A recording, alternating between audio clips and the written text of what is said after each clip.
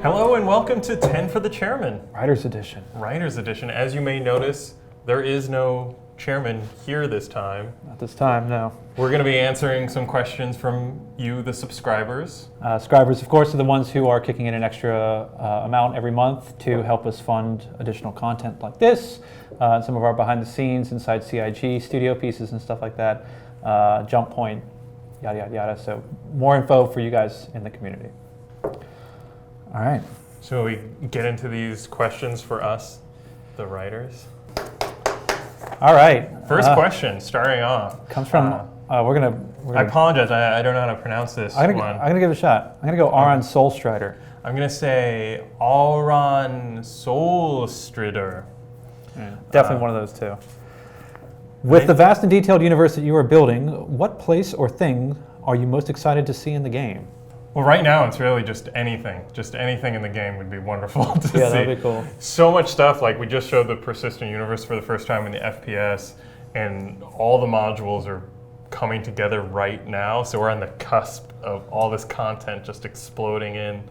So that's pretty exciting. Yeah, I don't know. I'm gonna go with what most of the people in the Ask a Dev in the community are looking for. I want to see Tavarin. Ooh, That's my big Tavarin. thing. I want to see Tavarin. That's pretty good. Like exploring the universe. What do I want to see? I think I kind of have a place in my heart that I really want to go visit Spider. Oh, I think that'll be a really cool setting, and if it ends up anywhere near as cool as I have in my head, I think that would be a really awesome location. Yeah, that one's gonna be fun. All right. All right, next question. Ooh. From X3R, X3S. And I'm gonna say it as Xerxes. Xerxes. Yeah. Good call. When writing about the alien races, how do you get yourself into their heads? How do you put yourself in their position and write from their point of view? I imagine it is quite different to how you write for a human character, as you have to take an entirely different history and culture of species into account. That is a good question. That is a good question. Give yourself +1 points. Yeah. Good job. I mean, I think at the end of the day, you're still talking about a person, whether they're Xi'an or human. This is a person who has wants, has needs, has things that they're trying to achieve, things they don't like, stuff like that. You know, I think,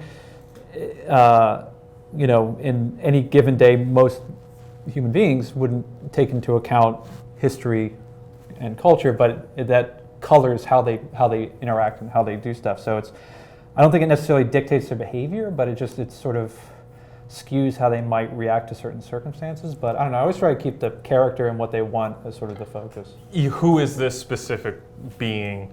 I mean, that can be a thing that you get hung up on, as you think in your head, oh, Banu act this way, and then you end up writing stereotypes instead of characters, right. Which even with our alien races, I think we're trying to avoid that.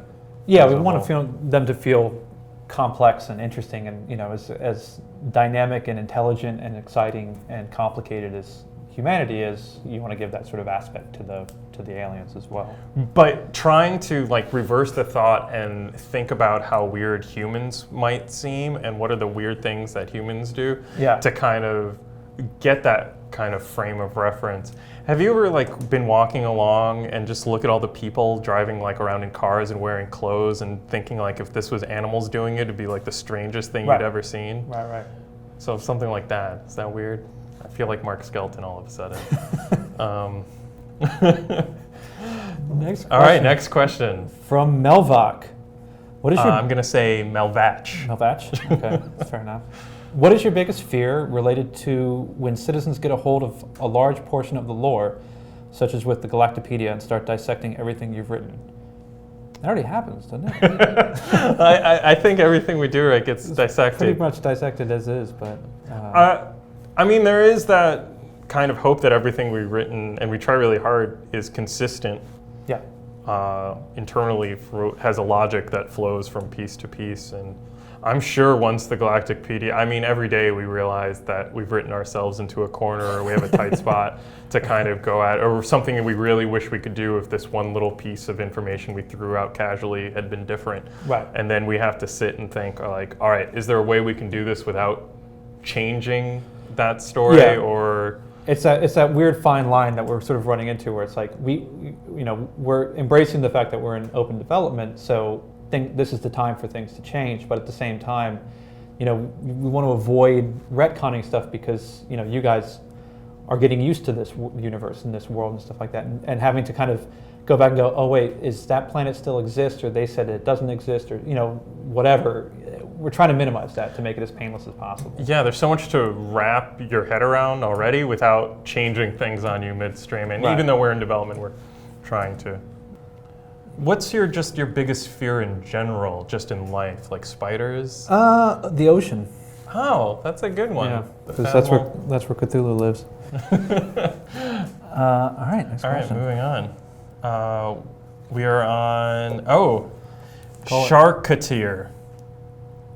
Yeah, I have no alternate pronunciation of that. Will player-driven events like Operation Pitchfork affect the lore and eventually become part of the history of Star Citizen? Yes. I mean, player-driven events have been sort of a day one thing that Chris has always kind of talked about. Once when the game goes live, there's sort of two things that are sort of propelling the history of the UEE forward, and part of it is us, and part of it is the players. So, yes, whether it's something as discovering jump points, finding new systems, being the one who takes out Dread Pirate Roberts, whatever, the players are going to become part of the history, and that's sort of whoever discovers the Artemis, yada yada yada. And hopefully, the overall story, that's the ongoing story, will shift and change based on how players are kind of interacting with the world. Yeah, and be reactive to them, adjusting plans based on what players seem to be gravitating towards or away from or stuff like that. It'll be exciting to work out just how fast we can kind of iterate on what's going on in the world and kind of react and make it a conversation between us, the developers, and you, the player. Yeah. So. From Dutch. I'm going to say Dooch. Dooch. When did RSI introduce the Bengal carrier? From the lore, we know that RSI has been around since the 22nd century, but during the Messer era, Aegis was the main supplier of military vessels like the Idris and the Javelin. Was the Bengal released after this period, or is it a venerable old warhorse like the Gladius? I actually checked with Ben on this one. I seem to recall I couldn't get an exact date, but I seem to recall it was fairly recent, like within 20, 25 years, was what I remember about. As for an exact date, I do not have. The exact date is this, right here. TBD. All right. Dr. Nefario. I'll go Dr. Nefario. Do the devs that are building the PU consult with you regarding lore routinely? I found so many interesting things in the lore that I'm afraid that it will be fiction rather than fact as I travel through the systems I've read about. Yes. Yeah. I mean, every single piece of lore that we post, not pretty much like 95%, is looked at by the design team in some aspect to make sure that what we're writing matches what you'll be able to do. We don't want to be spinning tails and selling, stuff writing checks that we can't cash, basically. It's been, we realized very early on that there was an instant connection between what we released as lore and what you guys thought would be in the game. So we started to really tailor it to make sure that at any given time, what we're releasing is at least in line with the spirit and the idea of what it ultimately would like to be in the game. Obviously the mechanics will shift and refine and stuff like that, but yeah, I mean, the idea is that we're trying to emulate hopefully what the experience will be like. So some of the places that you see, you read about will be places that you can visit. The characters that you read about will be characters that you can interact with and that sort of thing. Cypher Calderies? Cypher Calderies. Maybe Reezy? Yes, Calder. You want to change yours? No, I'll keep mine. I like mine. The Church of the Journey is a very interesting concept to me. I'm curious, though, if there are/will be any parallels between it and the Pilgrims from Wing Commander. I'm not sure. Possibly. I mean, if I recall correctly, the Pilgrims were able to, they had sort of powers, if I remember correctly. They were like the first interstellar settlers, and they had like their hopper drives and whatever. And but I don't think it was good, but they had like a skill. They were really adept at flying in light speed or something. I don't recall. No, probably not then. Aintair? Aintair. Most of the stories so far seem to be focused on the daring do and heinous acts of heroes and villains. Do you have any plans to release Tales of Star-Crossed Lovers? Ooh. Getting around Valentine's Day. Sure. I mean, it's a lot of the adventure stuff is, it's kind of why pulp is so popular. It's very, easy and fun, and gets a lot of people excited. I mean, I think we ultimately want to have all sorts of stories that take place in this universe, and not all of them are going to be, daring do or heinous acts. But yeah, I think there's definitely room for romantic stories to be told in Star Citizen, especially now that we have 890 jumps out there with that hot tub. So it's the constellation, the Phoenix. Ooh. Oh crap! I totally screwed that up. It's not the 890. The 890 doesn't have a hot tub. It probably does, but yeah, it was the Phoenix. Oh, that's not. Well, let me do that again. Okay, take two. Yeah, I think there probably is plenty of room for like a romantic story to be told in Star Citizen. Hopefully we'll have something that coming up, especially now that people can fly around in the Phoenix and have that hot tub that's just made for romance. True enough. Next question from Cognitor. Cognitor. Okay. Will the in-game events be unfolding in real time?